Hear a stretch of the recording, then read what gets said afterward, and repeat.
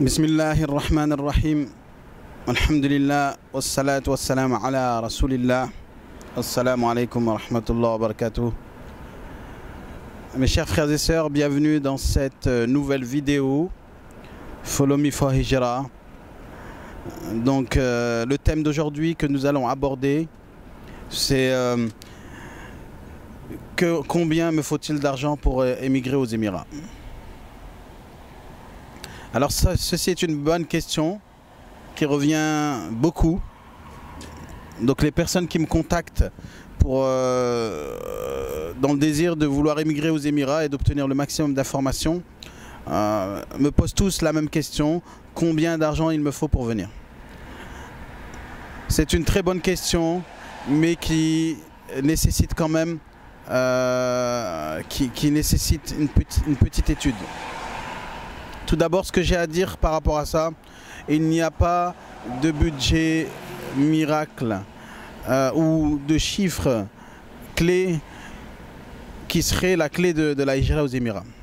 Je dis un exemple, on ne peut pas dire voilà, il faut 10 000 € pour venir habiter aux Émirats. Ceci peut être vrai pour une personne et peut être totalement faux pour d'autres. Donc il y a beaucoup de critères que nous devons tenir en compte. Et donc ça dépend vraiment de la situation de chacun. Alors c'est cette question, pourquoi? Parce que les gens veulent se préparer, les futurs muhajiroun veulent vraiment ne pas avoir de surprise ou manquer d'argent lorsqu'ils arrivent ici, et c'est pour ça qu'ils questionnent sur combien d'argent j'ai besoin pour venir émigrer. Pour vous donner une brève idée, je vais vous dire quels sont les pans de dépenses que vous allez devoir faire lorsque vous allez arriver aux Émirats. Donc ça ce sont des dépenses qui sont imputables sur tout le monde. Donc ça concerne tout le monde. Donc je vais donner vraiment des informations générales sur les dépenses que font les muhajiroun ou les expatriés lorsqu'ils s'installent aux Émirats. Tout d'abord, le premier pan de dépenses qu'il faut inclure dans le calcul, c'est les billets d'avion. Alors, alhamdulillah, nous sommes dans une époque où il y a tellement de voyages entre Dubaï, parce que Dubaï c'est un carrefour, entre Dubaï et le monde entier. C'est-à-dire qu'il y a des avions, des vols qui partent tous les jours.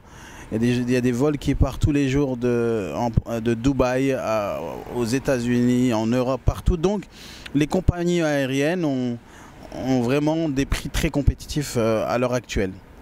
Mais ce qu'il faut considérer, donc un billet d'avion par personne pour un aller simple, parce que le but c'est de venir et de ne pas retourner. Un aller simple, c'est à peu près 250 €. 200 à 300 € on va dire. Donc déjà, si vous êtes, il faut multiplier ce chiffre par le nombre de personnes, nombre de membres de votre famille. Donc voilà, si vous êtes 5, considérez 1500 € de billets d'avion. Donc 300 € fois 5 personnes. Ensuite, le deuxième point par rapport aux dépenses éventuelles, lorsque vous arrivez aux Émirats, c'est la période transitoire. Donc quand vous allez arriver, vous n'allez pas forcément trouver directement un appartement. Et donc, vous allez soit être à l'hôtel, soit être dans une location temporaire d'un appartement meublé, par exemple. Et ça varie aussi selon les budgets. Donc, par exemple, si vous êtes une petite famille et que vous voulez vraiment bootstrap, donc vraiment serrer la ceinture et vivre dans un studio, on peut dire que pour un studio meublé, vous allez payer 500 € par mois. Et je ne parle pas à Dubaï, hein. Je parle 500 € par mois, je ne sais pas, dans une ville comme Sharjah. Voilà. À Dubaï, on aura du mal à trouver ce prix-là actuellement. D'accord. Ensuite, vous pouvez également trouver un appartement pour une famille un peu plus avec quelques enfants. Trouver un appartement, une chambre meublée pour 600 €. D'accord? Et donc ça, il faut le multiplier par le nombre de mois de transitoire. C'est-à-dire qu'en général, les gens, quand ils arrivent ici, ils ont 3 mois. C'est les 3 mois autorisés dans le visa touriste. Pendant ces 3 mois-là, ils vivent dans un appartement transitoire, on va dire. Pourquoi? Parce que par la simple et bonne raison que tant que vous n'avez pas la résidence aux Émirats, vous ne pourrez pas prétendre prendre un appartement à votre nom, un appartement non meublé. Et c'est ça qu'il faudra faire par la suite. Donc, incluez dans votre budget des appartements entre 500 et 1000 euros selon le nombre de membres de votre famille. D'accord? Donc ça, vous l'incluez dans le budget, vous multipliez par le nombre de mois de séjour ici. Ensuite, le deuxième pan de dépenses très important, ça va être la scolarité des enfants. C'est-à-dire que si vous arrivez aux Émirats et que l'installation, vous avez certainement coupé le cursus de vos enfants, alors il faut bien les réinscrire à l'école. Et ça coûte par enfant à peu près, je ne sais pas si c'est des enfants en bas âge, on trouve des écoles qui vont de 700 dirhams par mois, c'est-à-dire à peu près 150 euros, jusqu'à 300 euros par mois par enfant.